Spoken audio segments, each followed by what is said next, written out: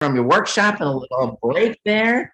I hope you guys enjoyed your workshops. I am already feeling FDS and very inspired and ready to roll with this thing. We are going to do some roundtables here. Normally we'd be sitting down way too early in the morning, eating breakfast, half of which we don't want.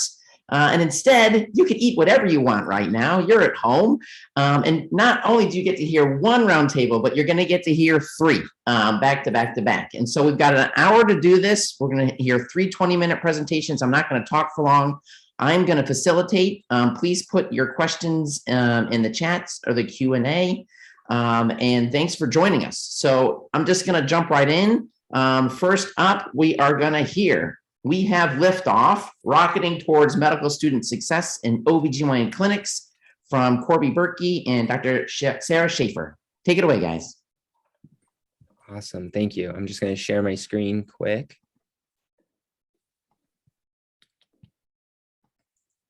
All right, can everyone see that? Perfect. Good. Awesome.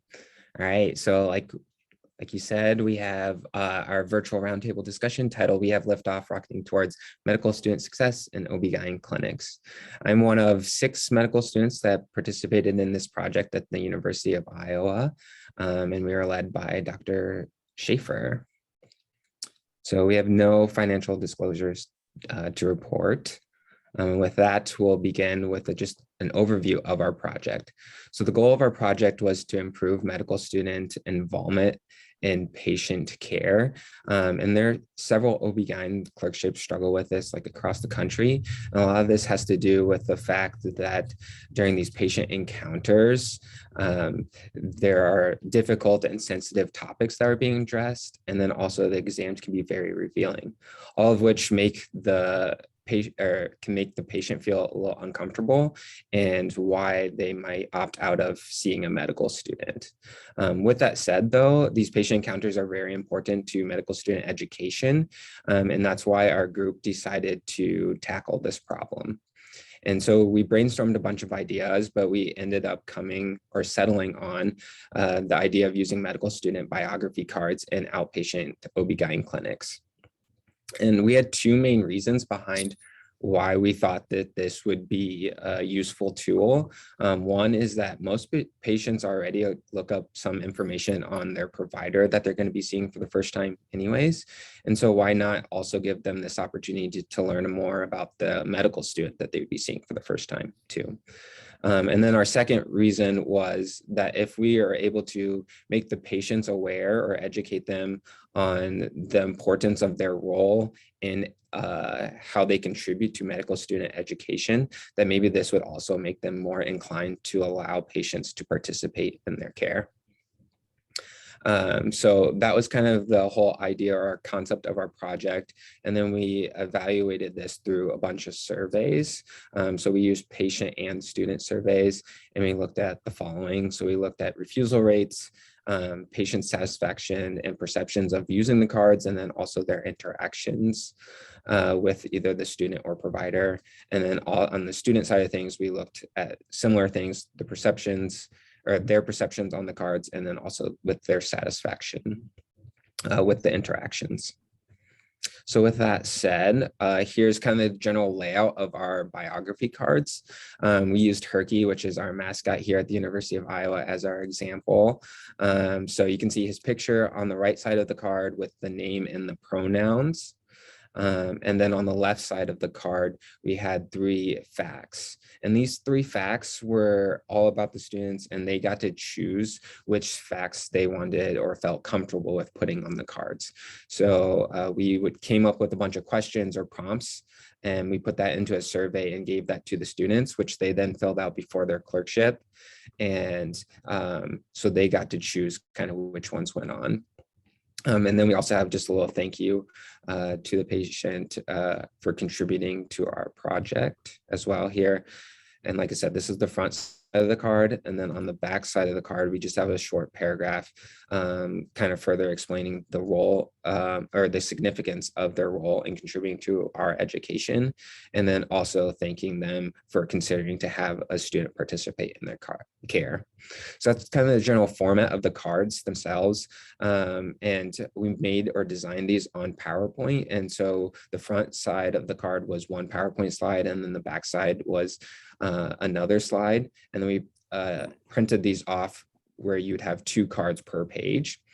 And then we cut those out and laminated them. And each student had 5 of these cards to use during their clerkship. In terms of delivering the cards to the patient, we wanted to make sure this process was easy and simple for all of those involved. And so we had the medical students bring the cards to clinic. They would then put the cards either in the room or hang them up on a metal clip just outside of the room. And this would make the cards like easily available to the MAs so that they could grab them quickly and room the patient efficiently. And then during that rooming process, the patients would look over these cards, and then at the end of that rooming process, they would ask the patient if they would want a student to participate in their care. The cards then would remain in the room until the end of the visit. And at the end of the visit, when the room was being turned over, the cards would be wiped down and then put in their original spot so that they'd be ready for like the next patient encounter. So that was kind of how we implemented it in the workflow at these clinics. And then the other major part of our project was to evaluate this through surveys. And like I said, we had multiple surveys.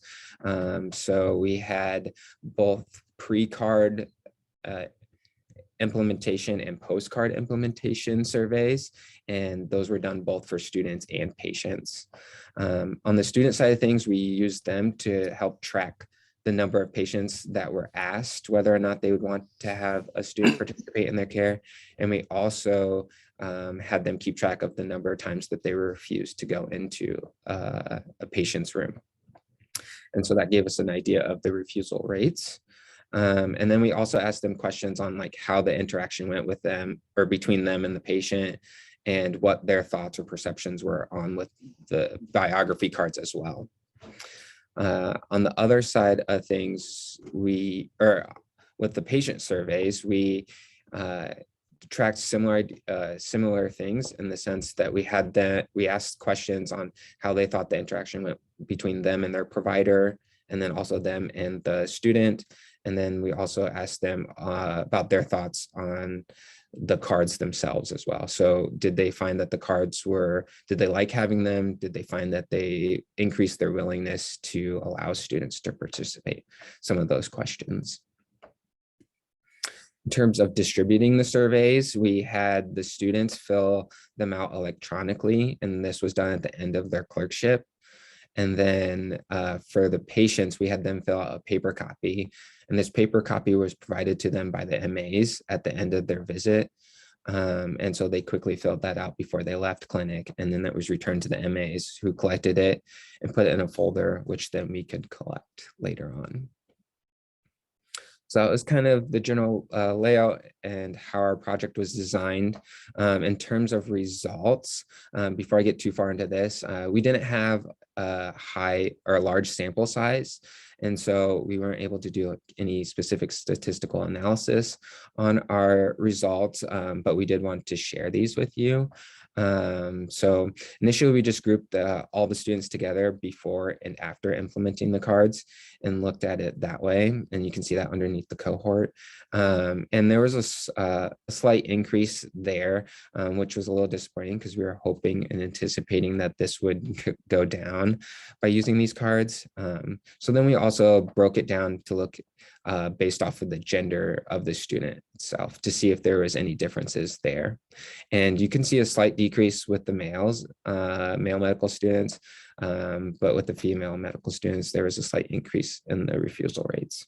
And this is not to say that our cards led to these specific effects, because like I said earlier, we had just a small sample size. So some of this could be due to like random error, and maybe they would be different. These numbers would probably be different if we had a larger sample size. The thing that we found that was more interesting, though, is looking at more of the qualitative measures, and the fact of like how the students perceive these cards and what the patients thought of them. And there was some disagreement here. So students reported a majority of them didn't like having the cards or didn't find them as useful. They said that they weren't helpful with building a rapport with the patient, and they also denied that they improved the number of patients that they did see. And we thought a big reason for this was because nearly a quarter of our students who did fill out these postcard implementation surveys reported not even using the cards at all. So it's hard to gauge how effective they are if we have a large portion not using them and we have a small sample size to start with. So that was a little frustrating. And then on the other side of things, though, the patients actually really enjoyed having the cards, and a majority of them reported that they liked having them. And then also a large percentage reported that it increased their willingness to some degree to allow students to participate in their care. So I think this is a good sign that if we would have gotten more of the medical students to use the cards more, and if we would have had a larger sample size, that maybe we would see better outcomes for our refusal rates. And then I'll wrap things up with our limitations for our project and some of the takeaways that we had. So two big barriers I think that we faced with this project was, one, implementing these cards at 3 different clinic sites. Just having 3 different clinic sites, they all operate in their own ways. So it's kind of hard to come up with like a standard process for all of them that was also simple for everyone. And then we also got a lot of pushback at these sites because there were concerns that the cards would like spread pathogens, definitely given the time with COVID. So this is one of the reasons why we decided to laminate the cards, is so that we could easily wipe those down in between patient encounters. And then the second big like barrier that we faced was just the fact that medical students weren't using the cards as much as we would have liked. And so we came up with several ideas in which we thought might help this in the future. And that kind of leads me to the takeaways. So the second and like third bullet here is kind of more getting at that second obstacle that we faced.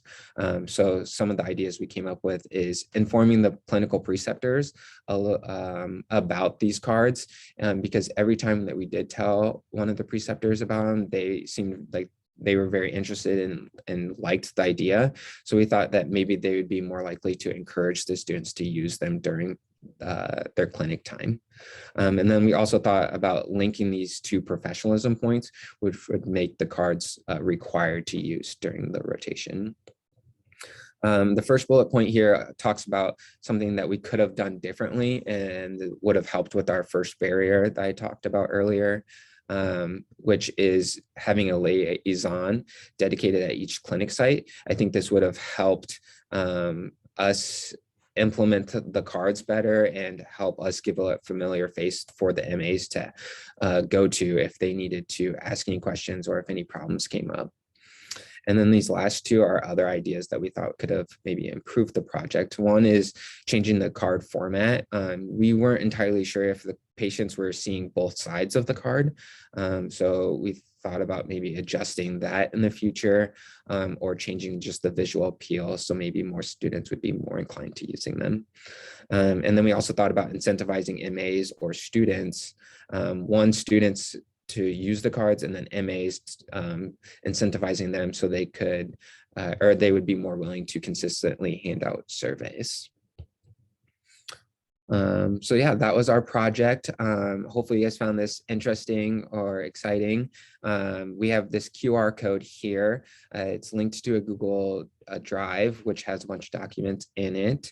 And if you would like to try this out at your institution or at all, you can take a look at some of these documents. It has an example biography card, has some of our surveys that we used, and some more details on our results, and then also any contact information if you'd want to reach out further. And then, like I said, I was one of 6 medical students that worked on this project. So, and they did a great deal of making sure this project was able to be done throughout the year and contributed a lot to it. And so I want to give a big shout out to them as well. So, and also introduce them. So it's Erica Carlson, Jennifer Poncelet, Anthony Schneider, Christopher Sidwell, and Grace Welb all helped contribute to the project. And then we were led by Dr. Sarah Schaefer and Sally Fisher, and they did a great job of mentoring us and guiding us along during this project as well. So I wanted to give them a special thanks. With that, I can take any questions.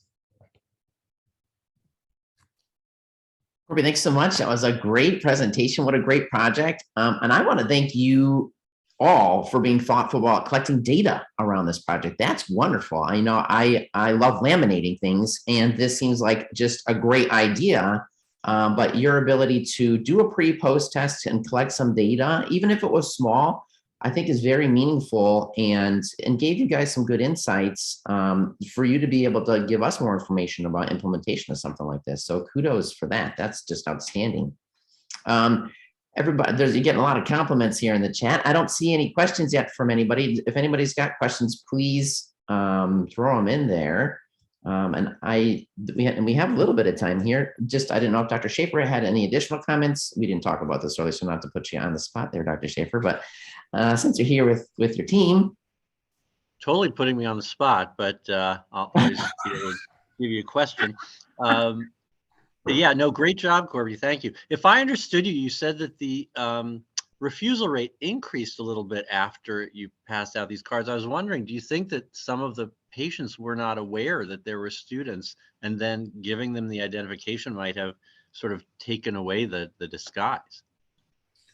Yeah, I think that, well, something that we try to do here is like make sure all the students have their badge available so that they are aware that they are seeing like a student. But it is something that patients aren't always aware of when they are seeing a student versus like a resident or someone else. And I do think this may have kind of contributed to some of like maybe inconsistencies in filling out some of the surveys.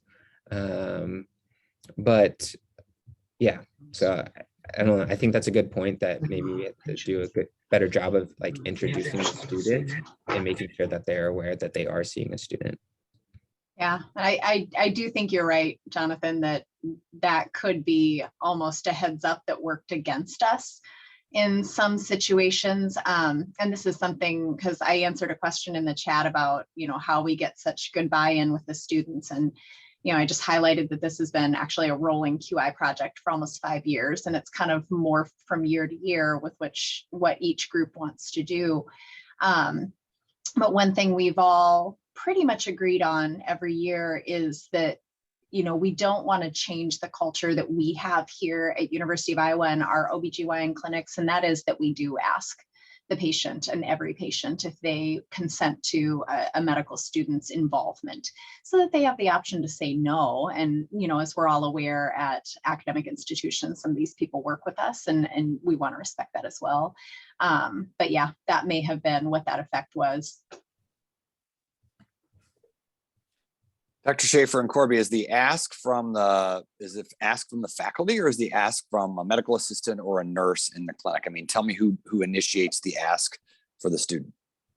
Yeah, this is something, so medical assistants are the ones that ask, and prior groups have actually tried to work on scripting for the medical assistants. So there's no biases kind of put in place there. But we didn't do any scripting necessarily associated when we asked. We just used the cards. So Outstanding, guys. Thank you so much. I can see there's a few other members of your team joining us here today. So thank you, whole team from University of Iowa, for that excellent roundtable presentation. We're going to transition over to our next presentation. And I believe I'm going to be doing the share screen part of this. So everybody, Actually, Chris, you know what? Yes. I got it. I was able to overcome the technical difficulties. So let's see if I can do it. Since I'm logged in twice, we'll see what we can do here. Hold on. All right. Let's see. I like it. I like it. So can you see me? I see you. You see me. We don't Can you see see your the present- side on my other? Oh, I bet I know what I have to do. Hold on. Here we go. Start video. So you're going to see me twice, which is once is bad enough. Twice Oh, is wow. Look at downright those scary. two Yes, there you go. perspectives. There you go. So we'll go here and then let's see if we can navigate the share screen. I apologize if I can't get it here, but we're trying. I have my slides. Oh, hold on there. No, it doesn't. I apologize. You may go ahead. Go ahead, Chris. I won't take All any right. more time. No I'll let you worries. go. Okay. No worries. I've got it as backup. Here we go. Got Let me put you All in right. There we go. full screen and take it away and just give me the next slide and Got we'll it. be Will do. rolling. So for those of you that are just joining, my name's Jonathan Emery. I'm an OB-GYN generalist at Cleveland Clinic, and along with my team, Dr. Laura Mercer from the University of Arizona, Dr. Shefali Pathy from Yale University, and Catherine Miller from APGO, we are pleased to be able to present our, what was a lunchtime discussion. Now it's a roundtable today, finding a soft landing and analysis of medical student questions to guide next steps in student advising. Next slide. Let me say we have no disclosures as a group. So today our objectives are to review the APGO annual clinical meeting medical student programming transition to a virtual format in 2020.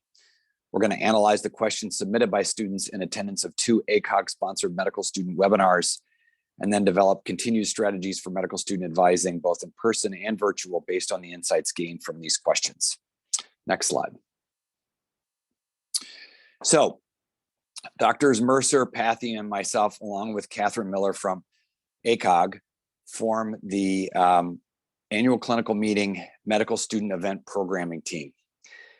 Historically, the APGO annual clinical meeting has sponsored medical student programming for over 15 years, with 2 primary seminars and panel discussions given during each annual clinical meeting. And many of you on the call and that are here today have volunteered in various capacities for these sessions. And the 2 main seminars that have been given in person at the annual clinical meeting is the John M. Gibbons Jr. Medical Student Lecture, OB-GYN as a Career, Residency Training and Dimensions of Practice. And then the second seminar that we give in the annual clinical meeting is how to successfully navigate selecting a residency. Both of these in-person webinars are then complemented by a hands-on skill session, as well as seminars and sessions and student advising on how to develop a CV, interviewing tips and techniques, and various events that are focused around medical students. And these medical students events have been in place for about 15 years. Dr. Gibbons, who was a former APGO president, helped to establish and really lead the effort for APGO to really help to incorporate medical student attendance at the annual clinical meeting. And in 2019, the last year we had in-person events, we had over 600 students that were registered for the meeting. Next slide. So what happened? Well, we all know what happened in 2020 and in 2021. The pandemic sort of put a delay on in-person events. And so what happened was our team transitioned our standard webinars, our standard in-person seminars at the ACM to virtual events in April and in August of 2021. And for those combined events, we had over 1,000 medical students, both national and international, in combined registration for these online seminars. And in actuality, we had others that registered as well. We had faculty, we had clerkship directors, we had program directors, we had at least one chair of a department who logged in. And so it wasn't just medical students. We had other associated parties who were in attendance and submitting questions. Questions for these seminars were submitted at the time of registration, as well as submitted live in the chat function during the webinars. And for the Gibbons lecture, which was the lecture given in the spring, we had over 80 questions submitted at registration, and we had over 200 questions submitted in the chat during the webinar. And then for our selecting residency, we had 30 questions at registration, and unfortunately, we are having some technical difficulties getting the exact number of questions that were submitted in the chat during that time. Next slide. So this is just a slide announcing the virtual medical student session on April 23rd of last year.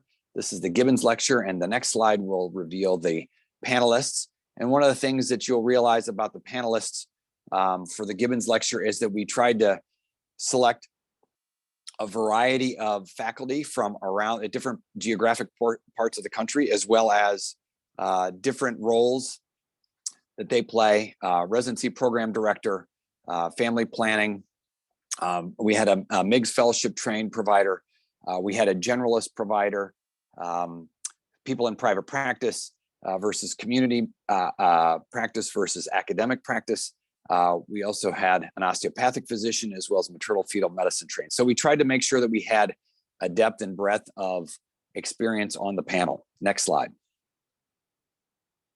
And then here is our title slide for our virtual medical student session.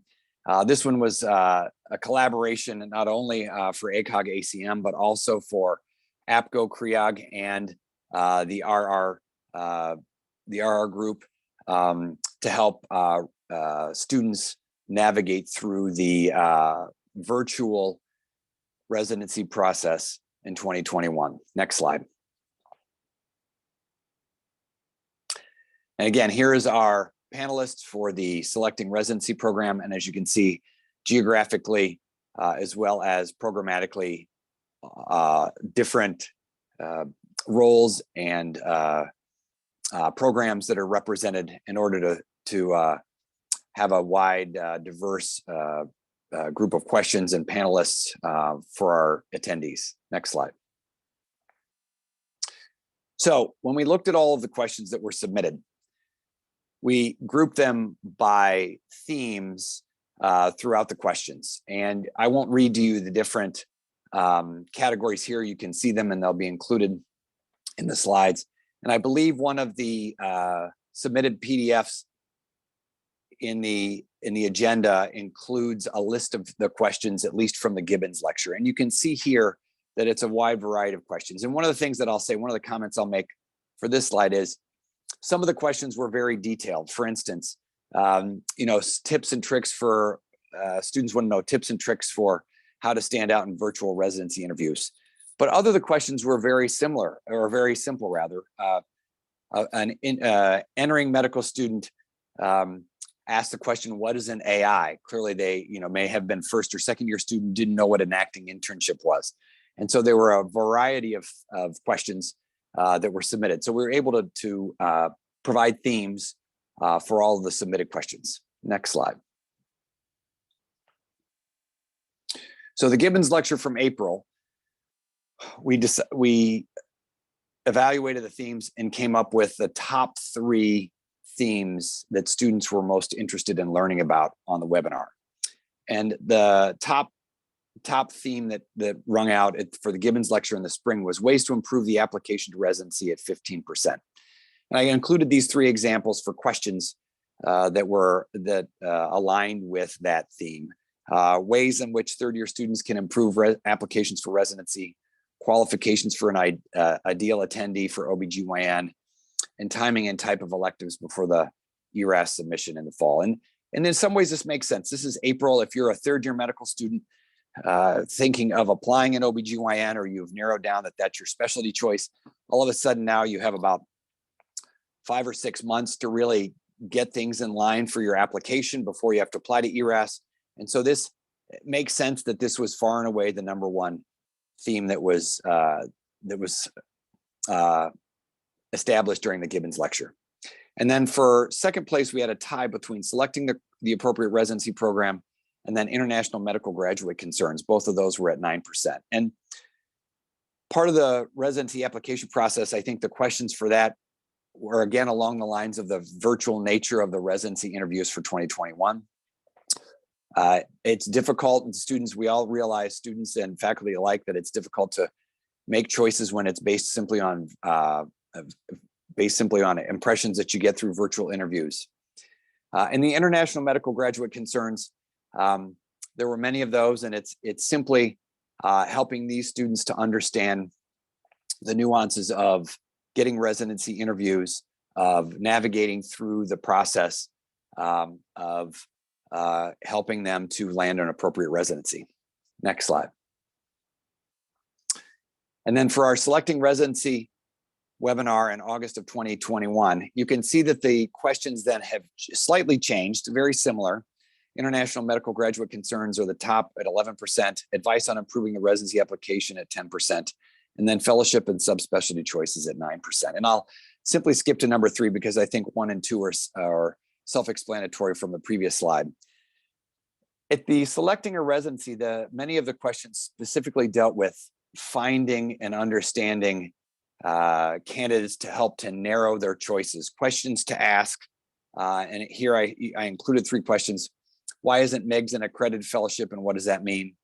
When interviewing, should we mention if we're interested in the subspecialty, or does that come off as narrow-minded? And how many people decided to pursue fellowship after practicing as an attending for a few years? So again, they had more specific questions.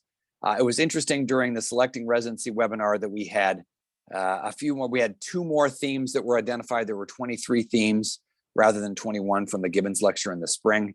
And I think again that this falls along the lines of students, fourth year students, rising 4th year students that are really starting to transition to sending in their applications, understanding sort of how to narrow those and what facets of residency selection that they need to think about. Next slide. So conclusion, medical students continue to have questions and seek advice about the specialty of OB-GYN.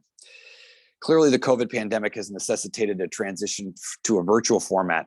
And this has allowed for what we think is an increased participation of students as evidenced by enrollment in these online seminars. And again, at the in-person meetings, we were having 500 to 600 students. And here I think for one of the Gibbons lecture, we had over 800 initially registered for the webinar, and for the selecting residency, we had over 600 registered. And I think this points to the fact that not all students can attend the annual clinical meeting, and these webinars allowed for an online presence, which they would not have had the ability to attend the ACM in person. And so now they can have opportunities and experiences online. And then lastly, knowledge gaps among medical students about specific areas or topics related to both residency applications and to the practice of OB-GYN are present. And we hope to use in-person and virtual formats in the future to address these deficits. Next slide. That was it. So I had on my PowerPoint, I had added one slide that I had hoped to show for folks that are interested in volunteering in the future for the annual clinical meeting. I'm going to give you, or see if I could find a way, and I can put it in the chat actually during the next speaker. It's acogmedstudentfaculty@gmail.com. I'll put that in the chat so that for folks who are listening today and want to help at annual in the future, whether we're in person or continuing to be virtual at annual clinical meeting events, we're always looking for interested faculty. And again, I could look through the list of the 40 or so participants and guess that I have a handful of you that have helped us with the past. Chris, I know you have in the fact, and many others as well. And so we're always looking for faculty. And I guess one of the things is that I wanted to throw out to the group in terms of discussion, if we have a few minutes, is, understanding the medical student questions that were submitted and how those questions and those themes go along with those that those in the audience have seen in terms of questions that medical students ask them throughout the advising process.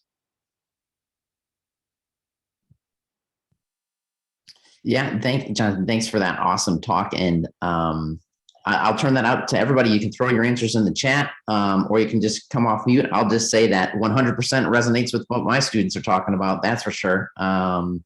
And also to say that, this part of the annual clinical meeting has always been really fun and meaningful for me, but I think is huge in the med ed part of the annual clinical meeting. So if people are going, if it's happening, or this, however it's happening, get in touch. Sure. And, the access part of this, right? Like you're saying, for more students to have access when you can't travel. I think that's for meetings. that to us has been, I think, invaluable is they find out it's too late for them to go, or they can't make it in person. They can't afford to go because of travel or other expenses. Maybe they're international medical students and they just can't make it happen. And all of a sudden now, wow, I have exposure to these ACOG events that I can go to online. But Chris, to your point, I think one of the things is the big wow for the students is that they're at a national meeting. They're immersed in OB-GYN, like the specialty that either they're really interested in or that they've chosen as their career. And they're there and they're completely immersed in this meeting with nationally known speakers and presentations. And they get to go to the exhibit hall and play with all the gadgets. I mean, and all the different things that they get to do. It's really fun to watch. I agree with you. Yeah, and the networking, the mentorship that comes out of that has really been so important for all these meetings. It's going to be an interesting path forward for annual meetings with virtual as well as in-person formats. The good people like Bonnie Fetzko are going to have to do twice as much work to do 2 meetings at the same time. Okay, everybody, to keep us on track, I'm going to now transition this over to Dr. Emery. Thank you for that great presentation. That was awesome. And everybody, we're going to wrap up right here with one more presentation on couples match career advising. I will turn this over to Dr. Daughters-Katz and Dr. Kempner to lift us off. There's my time. Awesome. Hello and good morning. Thank you all. I will say I put a comment in the chat. This session is really designed to be virtual and interactive. Chris and Sam and I realized a couple years ago that we had never been to a session about the couples match at any CAM or at any FDS. And so we're like, ooh, so we are by no means experts, which I would say is our first disclosure. So we want this to be interactive. Please put your questions in the chat, put your questions in the Jamboard, put your comments in the chat. The best part about MedEd is that it is really totally collaborative, and so we want your shared wisdom here. I threw our objectives on here because as an educator, I couldn't not have objectives, but they're also in our syllabus activity that is you can download. I don't want to spend time on those. I really want to focus on, we want to give you a little bit of information about sort of the basics of the couples match, which again, as someone who is sort of new to the couples match, when I took on my job as a clerkship director a few years ago, I didn't really know anything about and had a hard time finding. And so I will let my 2 co-people introduce themselves and then we'll turn it over to Sam to give you some of those basics. So hi, I'm Sam Kempner. I'm from the University of Michigan, where I wear many educational hats, but this is a topic near and dear to my heart because I'm actually a failed couples match from 14 years ago. My husband, pediatrics, and me, OB-GYN, failed the couples match due to a combination of some sort of bad advising and some bad luck. So I feel really passionate about this. And I'm also sort of the de facto person that all the couples at my institution have to come talk to when they're thinking about the couples match. So I have some personal buy-in on this as well. Moving on to kind of describing the match. So any 2 people can couples match with each other. They do not have to be romantically linked. Siblings could couples match or friends could couples match, but for the most part, it is a romantically linked couples. And they enter into the match and do their own interviews, regular process there, but then the computer algorithm sees them as a couple and they make their rank list, and it gets very complicated how they can kind of do every possible permutation of anywhere that they received an interview, either person could match or not match at. In terms of the logistics of this, they do have to declare that when they apply, and they have to link their rank list together. They have to pay a couples fee. And moving on to some of the more specifics. Sam, can I add one quick thing? Yeah, before we move on? please. The other thing that really threw me off for a while is that you cannot couples match if someone is in urology, optho, neuro, and I even believe neurosurgery. So then there's this thing called the pseudo couples match, which isn't where you're linked through the NRMP, but just that you're both sort of like trying to match at the same place together. And so if the partner is matching into one of those specialties, it's not really considered a true couples match through the NRMP. Yes, very complicated. So the computer algorithm, the couples match is just a computer algorithm that treats the pair as a unit. One person does declare themselves the primary, but that doesn't mean they favor those preferences over the other. It just means that that is the person whose list, which is identical to the other person's list, but that is the person's list that they run through the algorithm. And they match at the first list of programs where they both would have successfully matched as an individual on the list. And I did see some like horrific, like, oh, there's a fee for it in the comments. There is not only a fee for being in the couples match, there's also a fee if you go over 20 programs to apply or to have on your list as possible choices. And if you go over 99 permutations, which sounds insane, but if you counsel some of these couples, it is not actually that difficult in some combinations to get over 99 possible permutations of various matches. And then there is a no match option at the very bottom of the list for most couples, where they can have kind of just start all over. And that's how you can easily get over 99 with any person matching at an individual program and the other person going unmatched. Hey, Sam. Yeah. Just McPherson, did you say that both couples, their lists are identical? Only one person submits a list? They both submit lists that are identical, and the computer algorithm actually will tell them if they're not identical. So there is like a safety check, but they submit identical lists, but one person just declares themselves the primary. There is a little bit of data here I have on the next slide about kind of the match and how popular it has gotten over the years. As you can see, ever since we have data starting in 1984 for when they started doing the couples match, it's become increasingly popular with over 1,200 couples entering into the match the last 2 years, actually. So that means 2,448 individuals entered into the match, and the match rate is very successful. So I think one take-home thing to tell students is that the match, while extremely logistically challenging, which we can talk a lot about, does have a good success rate. I mean, for anybody who has matched people that are part of a couple, they have a built-in support person who understands them. So it's actually kind of a good bet to get somebody who has somebody who is a built-in support system, especially if they're moving to a new part of the country. So they do well. One issue that I take with this data is that they define success as either both matching or one person matching. And I would say when I pulled out this data and showed it to my husband, he would say we were not a successful match with one of us matching and the other person not matching. I think we would both agree that was not a successful outcome for us, but that's a whole separate conversation.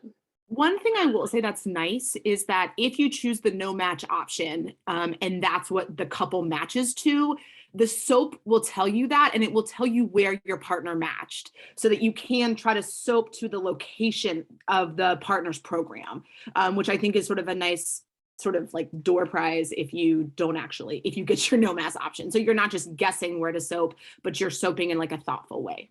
Which is actually a very unique feature that doesn't really happen in any other part of the match to, on that Monday, find out that sort of information. So they do throw a bone to the couples there.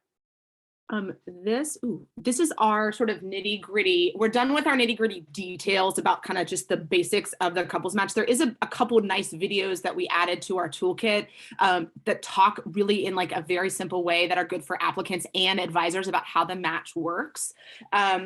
But I think now we want to open it up to you all. And so I think the first question that many people ask, and we want you to put your answers in the chat, is when you're advising a couple, how many extra programs do you tell them to apply to? If we all assume that we're following the R3, recommendations and people should apply to about 30-ish programs, what do you tell your couples? How many more? And you can be honest, this is a judgment-free zone.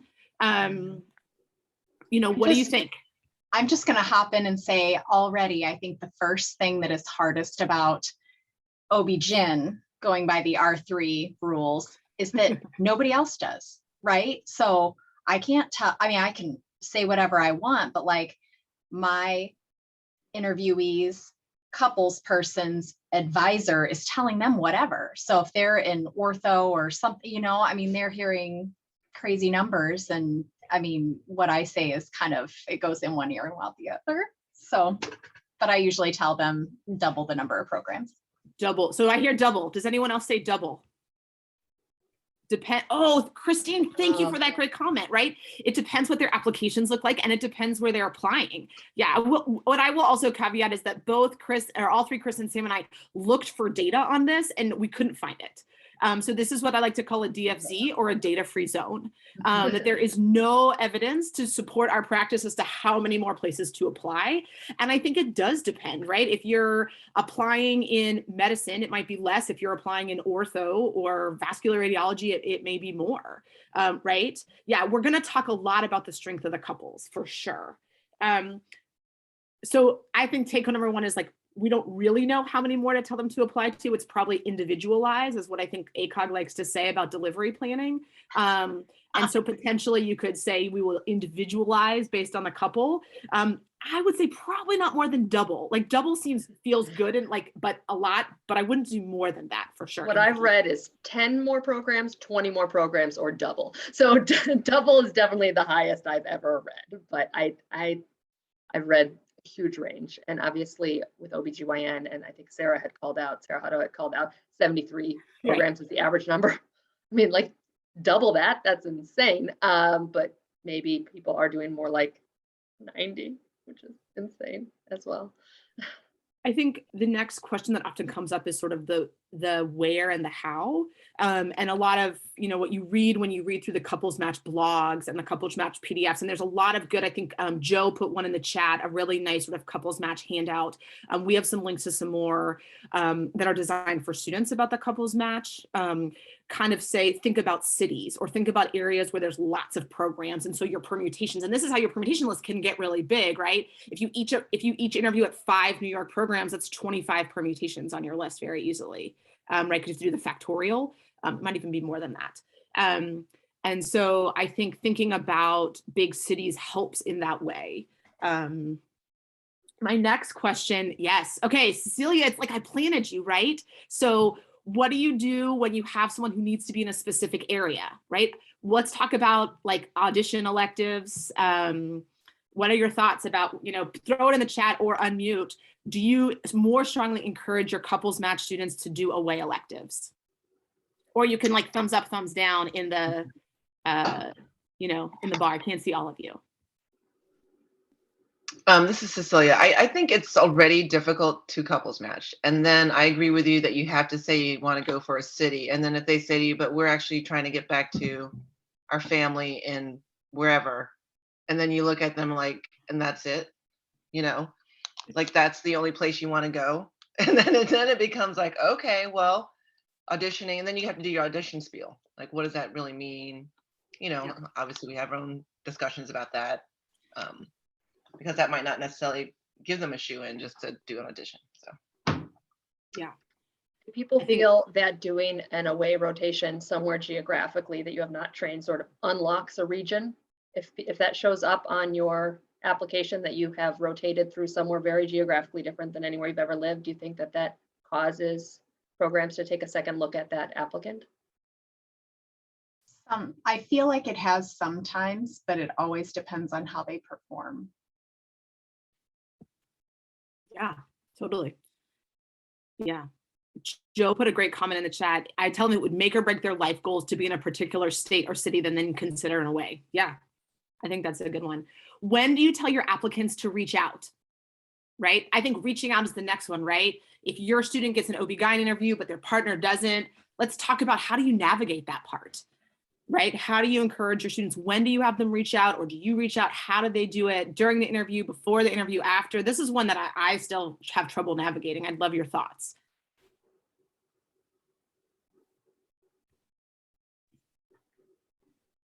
I typically tell them that it's appropriate to reach out if the other person has an interview and they just haven't heard anything.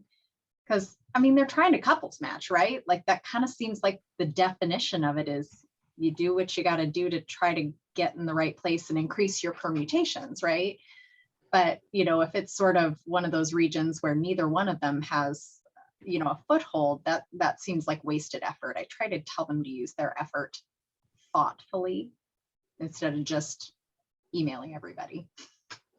Yeah, reaching out, I think, is a good idea for students, especially with couples match. And I think they should do it. I think that shows initiative and professionalism. And it should be short. And it should be specific. Why that program? I think that's what I mean. I'm a clerkship director, and so I'd love to hear a residency program director's side of things. They're probably saying leave me alone, but no, I think you need to show some initiative and interest. Programs are getting hundreds of applications, and so a short, brief, I think specific message to a program is my counseling helpful.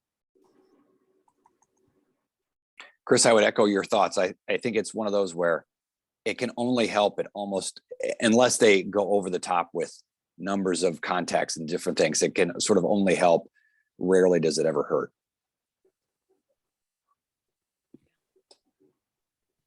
Okay. We want to go on and bring up some of the things that have sort of started to kind of come up unintentionally, I think, in the chat. What do you say? How do you manage a weak, strong couple?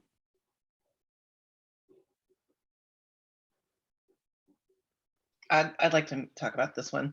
So I think I don't know how everybody else during the ranking or discussion, it gets really hard because, you know, you might even get pushed from the other couple's department who really want that particular person, and then they come to you, and then you have the candidate, and you're trying to not be biased, and you decide that you wouldn't rank them very high, and so now you're stuck because one department's trying to influence you to say like, well, we really want this guy, can you rank them a little higher? And so it becomes a debate, I think, amongst the department and people as far as ranking, but that makes it harder. And I think your question of like, well, how would you advise a couple? I think you just have to be honest. I think each department has to be honest about how they look.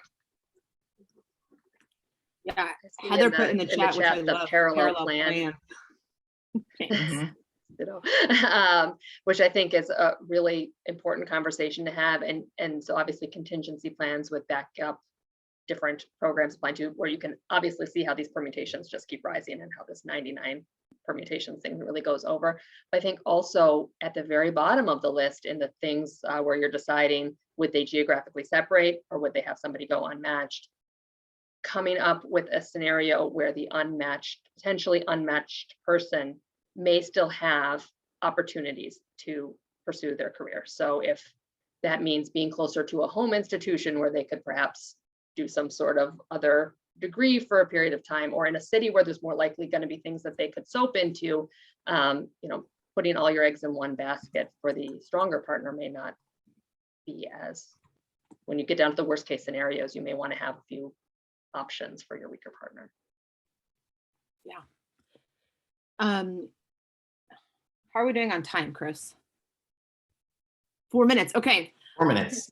This is something that when we first thought about this topic, Chris brought up. Actually, I heard Chris say this in CD school 2 years ago, and it was like, oh, yes, the most important part, right? Yes, we want them to match, and yes, we want them to be doctors, but what we really care about is them, right? As students and as individuals. And so I think one of the pieces that's super important that we want you to walk away from is, and I'm going to let Chris speak to this, like, how do you teach them how to communicate as a couple? Because that's the thing, especially for the two that are romantically inclined, that they're going to need for the rest of their life, right? This is going to happen in fellowship. This is going to happen for jobs. This is going to happen if one is training for 3 years and the other is training for 4 years. Like, learning the communication and the compromise and the balance is such a critical piece of this. It's going to stand them so much better. So we'll give Chris 3 minutes, and please unmute, throw in the chat kind of wisdom about this part, because I think this is another piece that's really important. I'll only take 1 minute on this, and then we can wrap up with some more chat. I'd love to hear other people's perspectives, but I start my meeting with my couples matching students with saying, you're doing this because of your relationship with each other, and maintain that focus through this. The match is incredibly hard by yourself. This is going to create more complexity, but if you stay grounded and together with each other, you're going to get through it. And the other thing I like to point out is there's always a winner and a loser. I think this was the comment I made that Sarah picked up on, but when you do your rank list, somebody's going to win. Somebody's going to get their higher choice than the other one. And just remember on that match day to be gracious, and that it is another exciting period of time when you go to your residency. It's not exactly where you planned in a different city or location. That's part of the crazy match system, but you'll learn a new way of doing things, new food, new culture, new people, and it will make you a better, stronger person, and it'll make you a better, stronger couple. And so a little bit of, couples counseling, I think, is an important part of the faculty career advisor who is advising couples match people. Anybody else got some, pointers there? Oh, Marisa put a great one in the chat, which I love, which is, what do you do that's different when you have the couple that's OB-OB? Yeah, and I think that also needs, I think you start that with your life, your lifestyle and your life, things that you're really going to understand about each other really well that nobody will understand about you. And then specific trials and tribulations that you're going to have being, that type of professional. Your commitment to your job and your patients needing you all times of days, what family planning looks like, what your family looks like. And so that's a big part of it, as well as, the inherent competition between programs, and the complexity that's going to add there too. And knowing that some programs are going to be very hesitant to take a couple. So cities, different programs in the same geographic area could work out much, much better for them. Yeah, and I like Christine's question in here about I meet with both the couples, even if when one's not going into OB/GYN, and I try to serve as a resource for them as well as the person applying to OB/GYN. Yeah. It's a lot of fun. It's really complicated, but when it goes well, you really feel like a part of that relationship. And all of mine who've done well, really stay in touch. Chris and Sam, when you guys advise couples, do you encourage them to think about their rank lists individually and kind of think about, like, are you willing to split up? What is your radius of how far apart you're willing to be? Are you willing to go unmatched to be with your partner? Because I think the two schools of thought are, do you do that by yourself and then come together, or do you do that as a unit and communicate it like live? And I'm curious how you communicate, how you like think through that with your couples. Yeah, usually the biggest part of the discussion is, what do you do at the bottom of the list? We can have all kinds of conversations about their top 5. And I say, I don't care what order these are in. If you mention one of your top 5, you're together and you've matched. You have won. Congratulations. Like, please don't split hairs about 1 through 5. What I want to talk about is the bottom of the list. What do we do worst case scenario? Would you be an hour apart? Would you be 2 hours apart? Would you be across the country if you're both at your top choice, but then together for everything else? I mean, you can imagine every possible permutation. I think I spend most of my time talking with them about the bottom of the list, because I think the top is not really that different than what somebody not in the couples match goes through. You can change that order all the time, and I don't think it really matters. And try and really spin it as a win if they both match in the same place at anywhere close to the top of their list. Yeah, and I encourage them to stay to have ongoing conversations about interest in programs and rank list as they interview. Back in the day when we were flying all over the country, there'd be couples who wouldn't see each other for weeks at a time. And so they'd really have to schedule conversations, back then, again, right, it was phone calls. But, now with virtual, they're usually closer to home. But I think an ongoing conversation about how was that interview? What did you think of this program? Where might we be placing things? Through the whole process, when you get to the whole rank list part of it, at least you've had a lot of that conversation ongoing. So I think that's a helpful piece of advice.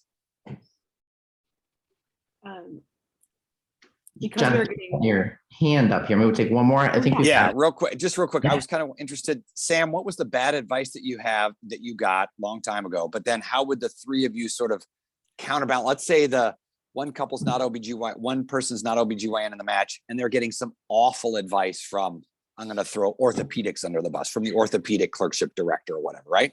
How do you counterbalance that? Yeah. I think because they come to me as a cautionary tale, they take all my advice with a whole lot of fear. So if I feel like they're getting bad advice, my story is generally, I don't care how strong you think you are. I don't care how good of a medical school you're coming from. I don't care how non-competitive your specialty is. This system is kind of a crapshoot.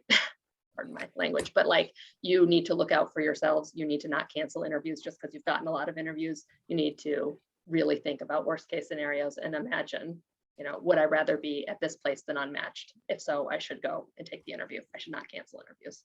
But now in this day and age with them doing so many interviews and virtual interviews, I have to tailor that a little bit, because there's just logistic. I mean, they can logistically do so many more to a point where it's ridiculous. All right, everybody. I think we're gonna thank you so much for everybody's conversation. Dr. Kempner, Dr. Dodders-Katz, thank you for this conversation. This was awesome. Thank you for inviting me to be involved with this. Oh, thank you. topic. Please check out the QR code over here, everybody, right? Thank you. Thanks for this. I think we stimulated a lot of conversation here. These are really great roundtables. I'm so happy that everybody got to participate in 3 today instead of just, you can imagine this, you would have only gotten 1 of these. So thank you, virtual world, for this. Everybody, I will see you in a little bit for our last plenary today. Don't miss out. It's going to be Dr. Amy Park on social media and professionalism. It's going to be awesome. And we'll see you there, and we'll see you back tomorrow in the afternoon if you're an East Coaster. All right. Thank you all so much. Enjoy the rest of your virtual day. Thank you, presenters. Thank you, Bonnie. You're amazing. So good to see you. Yes, thank you, Bonnie. All right, everybody. See you on the other Zoom. Bye-bye.